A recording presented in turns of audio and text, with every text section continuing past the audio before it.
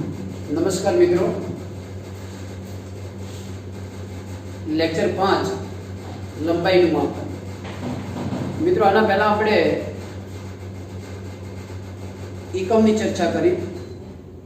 આપણું ચેપ્ટર 2 એકમ અને માપન, એમાં એકમની વાત કરી। મૂળભૂત ભૌતિક રાશિઓ, મૂળભૂત એકમો, સાદિત ભૌતિક રાશિઓ, સાદિત એકમો, પૂરક ભૌતિક રાશિઓ અને પૂરક એકમો।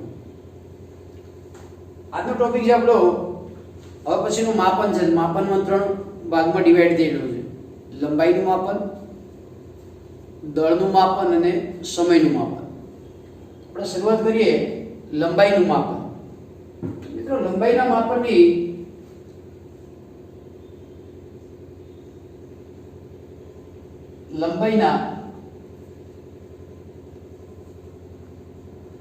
માપનની બે રીત। એક પ્રત્યક્ષ માપન,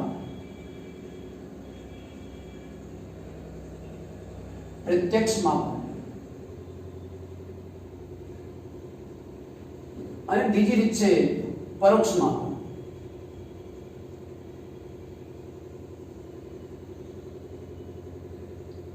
આપણે જે અંતરનું જે માપન અથવા તો લંબાઈનું જે માપન કરીએ છીએ એ બે પ્રકારની રીતો છે। પ્રત્યક્ષ માપન છે, બીજું પરોક્ષ માપન। પ્રત્યક્ષ માપન જેને આપણે માપપટ્ટી વડે અથવા તો વર્નિયર કેલિપર્સ વડે યા તો સ્ક્રૂમીટર વડે જેને માપી શકીએ છીએ, એવું જે માપન છે એવું આપણને પ્રત્યક્ષ માપન કહેવાય। જેને મિત્રો પરોક્ષ માપન કે જેમાં આપણે માપપટ્ટીની મદદથી માપવાનું હોતું નથી, તો સૈદ્ધાંતિક રીતે આપણે માપન કરતા હોઈએ। જેમ કે પૃથ્વી અને સૂર્ય વચ્ચેનું અંતર, ગ્રહનો વ્યાસ છે, એ સીધે સીધું મીટર પટ્ટી મૂકીને આપણે માપી શકતા નથી, એવા માપનને પરોક્ષ માપન કહે છે। તો પહેલી વાત આપણે પ્રત્યક્ષ માપનની કરીએ તો પ્રત્યક્ષ માપનના સાધનો જે છે, તો પ્રત્યક્ષ માપનના જે સાધનો છે એ સાધનોમાં મીટર પટ્ટીની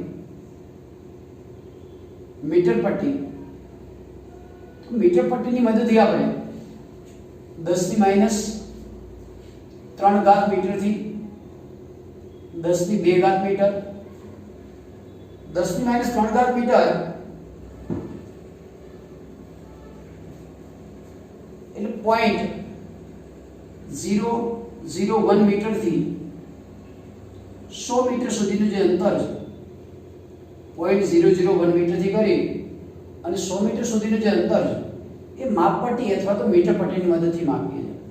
માપપટ્ટી આપણે જે કંપાસ બોક્સનું હોય છે 30 સેમી, એની અંદર આપણે તે 0 થી કરી આ 1 2 3 4 5 આ 1 સેમીનું માપ આપણે આપેલું હોય છે।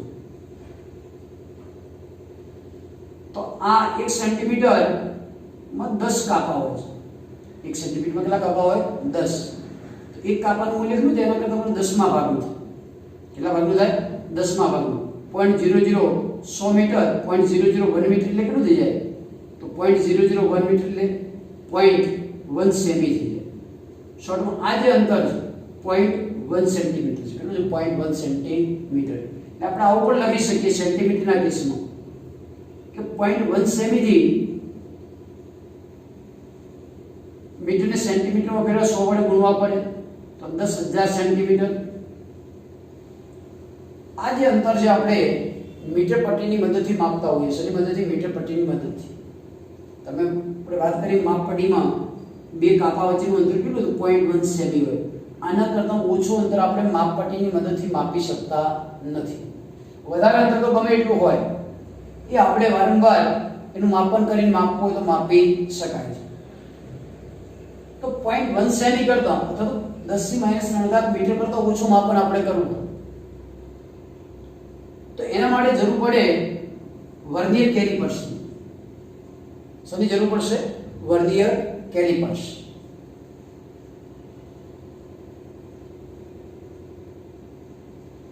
તો વર્નિયર કેલિપર્સની મદદથી 10⁻⁴ મીટર જેટલું અંતર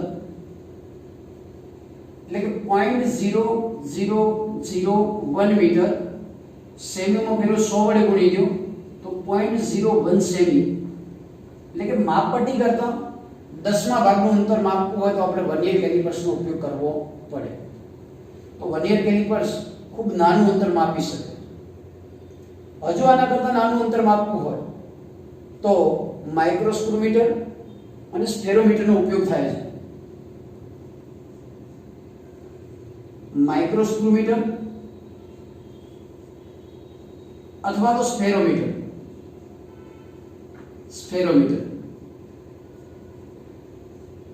એની મદદથી 10⁻5 મીટર અથવા સેમીમાં લખવું હોય તો 100 વડે ગુણીને 10⁻3 સેન્ટીમીટર જેટલું અંતર માઇક્રોસ્ક્રુમીટર અથવા તો સ્ફેરોમીટરની મદદથી માપી શકાય છે.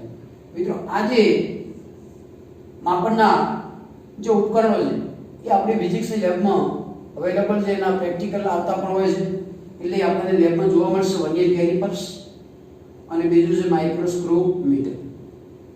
તો આના પર એક બીજી વાત કરવા માંગુ છું કે માપપટ્ટી ઓછામાં ઓછું કેટલું અંતર માપી શકે? 10⁻³ મીટર. એના કરતાં ઓછું અંતર માપી શકતો નથી. તો જે ઓછામાં ઓછું અંતર જે માપી શકે એને તેની લઘુત્તમ માપ શક્તિ શોર્ટમાં આપણે લમાસક બોલતા હોઈએ. શું બોલતા હોય? લમાસક. તો માપપટ્ટી કેટલું ઓછામાં ઓછું અંતર માપી શકે? 10⁻³ મીટર અથવા તો 0.1 સેમી. કેટલું? 0.1 સેમી કરતાં ઓછું અંતર માપપટ્ટીની મદદથી માપી શકતા નથી. આગળ વધો. વર્નિયર કેલિપર્સની લંબાઈ કેટલી લીધો? વર્નિયર કેલિપર્સ ઓછામાં ઓછું કેટલું અંતર માપી શકે? 10⁻⁴ મીટર. તો વર્નિયર કેલિપર્સની લંબાઈ કેટલી થશે? 10⁻⁴ મીટર અથવા 100 વડે ગુણી દો 0.01 સેમી. આના કરતાં 10મા ભાગ. આગળ વાત વધારો. માઇક્રોસ્ક્રુમીટર અને સ્ફેરોમીટર એ હજુ એના કરતાં પણ ઓછું અંતર માપી શકે છે અને એની જે લિસ્કાન બોલો લંબાઈ બોલો એ 10⁻⁵ મીટર અથવા તો 0.001 સેમી માપી શકે. એટલે આના કરતાં 100મા ભાગનું આના કરતાં 10મા ભાગનું આના કરતાં 100મા ભાગનું અંતર માપપટ્ટી કરતાં માપવું હોય આપણે આવા પ્રત્યક્ષ માપનના ઉપકરણોનો ઉપયોગ કરતા હોઈએ છીએ. તો આ વાતથી પ્રત્યક્ષ માપન જે સીધું અંતર આપણે માપીએ. ધારો ટેબલની લંબાઈ કેટલી તો પ્રત્યક્ષ માપન થશે અને પ્રત્યક્ષ માપનમાં સૂક્ષ્મ માપનો માટે વર્નિયર કેલિપર્સ અને માઇક્રોસ્ક્રુમીટર અથવા સ્ફેરોમીટરનો ઉપયોગ થાય છે. હવે મિત્રો આપણે આગળ પરોક્ષ માપનની વાત કરી છે. પરોક્ષ માપન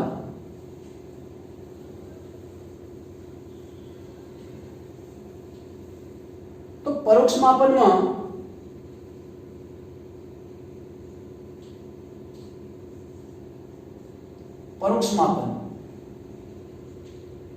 પરોક્ષ માપન માટે દ્રષ્ટિ સ્થાન ભેદની રીત. દ્રષ્ટિ સ્થાન ભેદની રીત.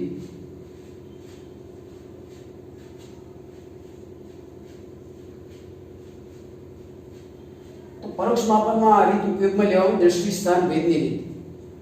તો દ્રષ્ટિ સ્થાન ભેદ અથવા તો પેરેલેક્સ મેથડ કહેવાય ને. Parallax method. તો આ રીત સમજતા પહેલા આપણે દ્રષ્ટિ સ્થાન ભેદ એટલે શું? દ્રષ્ટિ સ્થાન ભેદ એટલે શું? તો મિત્રો ખૂબ જ દૂરના જે ગ્રહો છે અથવા તો પૃથ્વીથી કોઈ સૂર્યનો અથવા તો તારા સુધીનું જે અંતર માપવું છે એ પરોક્ષ રીતે માપવામાં આવે છે. પરોક્ષ માપનનો ઉપયોગ થાય છે દ્રષ્ટિ સ્થાન ભેદની રીત. તો દ્રષ્ટિ સ્થાન ભેદ એક સિમ્પલ ઉદાહરણ આપણે લઈએ કે ધારો કે કોઈ દીવાલ પર ટપકું કરેલું છે.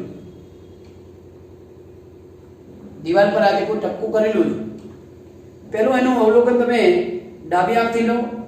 દીવાલ પર ના ટપકાનું. ડાબી આંખ બંધ કરી જમણી આંખથી એનું અવલોકન લેશો. તો જ્યારે એક આંખ બંધ કરી બીજી આંખ ખોલવામાં આવે તો ટપકાનું જે સ્થાન છે સ્લાઇડ ચેન્જ થાય છે અને એ જે ચેન્જ થાય છે એને શું કહેવાય? દ્રષ્ટિ સ્થાન ભેદ.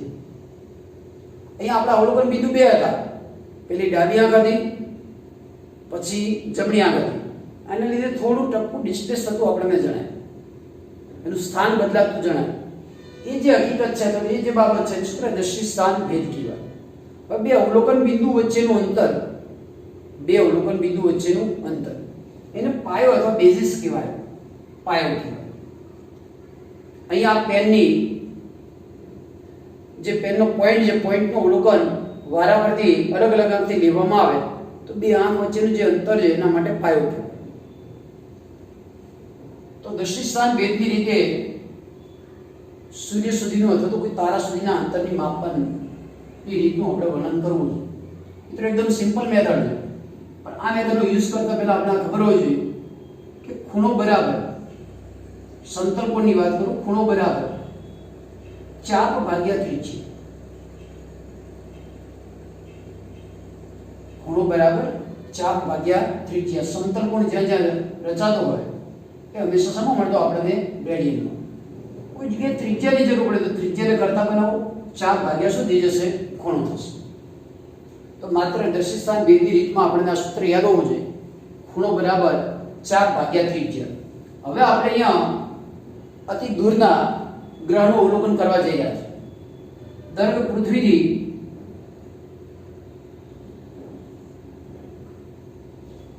પૃથ્વીથી અત્યંત દૂરનો આ ગ્રહ છે, અથવા કોઈ તારો છે. અત્યંત દૂર હશે તો પદાર્થ આપણા માટે કેવું બનશે? બિંદુવત. તો બિંદુવત હોય તો અહીંયા બિંદુવત પદાર્થ તરીકે આપણે ધારો કે સૂર્ય સુધીનું અંતર માપવું છે S લઈ.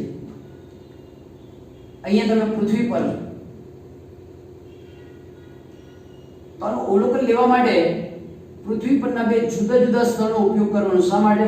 દ્રષ્ટિસ્થાન ભેદની રીતનો ઉપયોગ કરવા માટે. આટલી દૂરની વસ્તુ માટે બે આંખો અલગ અલગ અવલોકન બિંદુ કહી શકાય નહીં. માટે એક બિંદુ અવલોકન સ્થળ A, બીજું અવલોકન સ્થળ B. આ બે જુદા જુદા અવલોકન સ્થળોથી સૂર્યનું અવલોકન કરવામાં આવે છે. તો એક અવલોકન દિશા આપણી AS થશે, બીજી અવલોકન દિશા આપણી SB થશે.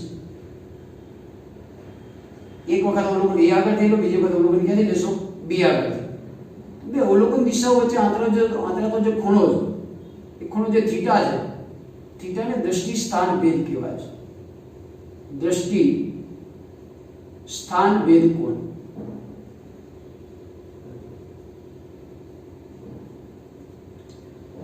ધારો કે AS અથવા તો SB નું જે અંતર છે, ધારો આપણે કેપિટલ D લઈએ. AS અથવા તો SB સુધીનું જે અંતર છે લગભગ ધારે કેટલું છે? Capital D.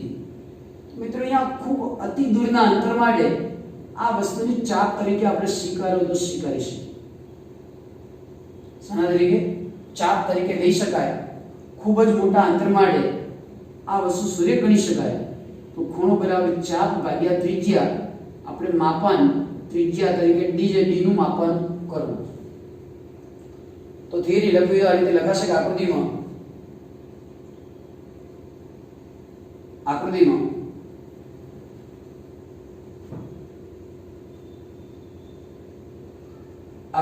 ऐसे सूर्य છે, એ પૃથ્વી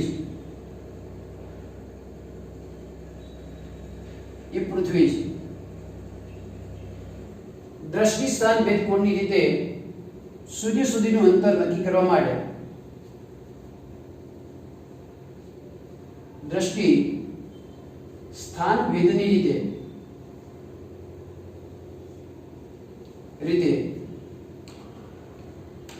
સૂર્યનું અંતર નક્કી કરવા માટે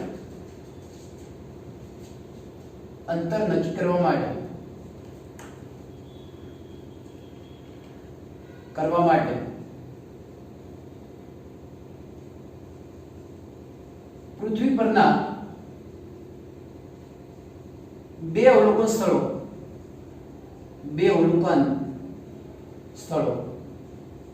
A અને B પરથી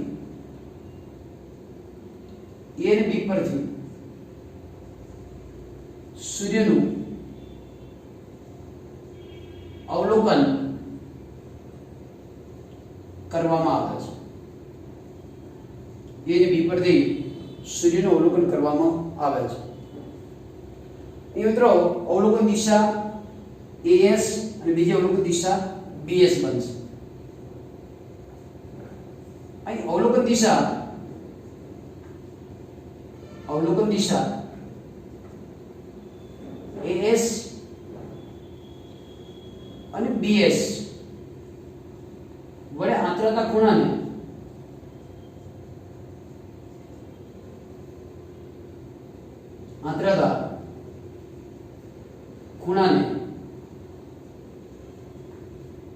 દ્રષ્ટિ સ્થાન ભેદ કોણ કહે છે? સિમ્પલ વસ્તુ છે. દ્રષ્ટિ સ્થાન ભેદની રીતે સૂર્ય સુધીનું અંતર નક્કી કરવું હોય તો પૃથ્વી પરના કોઈ પણ બે અવલોકન સ્થળ A અને B પરથી સૂર્યનું અવલોકન લેવામાં આવે છે. બે અવલોકન દિશાઓ AS અને BS વડે આંતરતો જે ખૂણો છે એ ખૂણા શું કહેવાય? દ્રષ્ટિ સ્થાન ભેદ કોણ કહે છે? મિત્રો અહીંયા બે અવલોકન સ્થળ વચ્ચેનું જે અંતર છે ને આપણો પાય બેઝ B વડે દર્શાવી છે. શાના વડે દર્શાવી છે? બેઝ B વડે. તો અહીંયા સ્પષ્ટતા કરો કે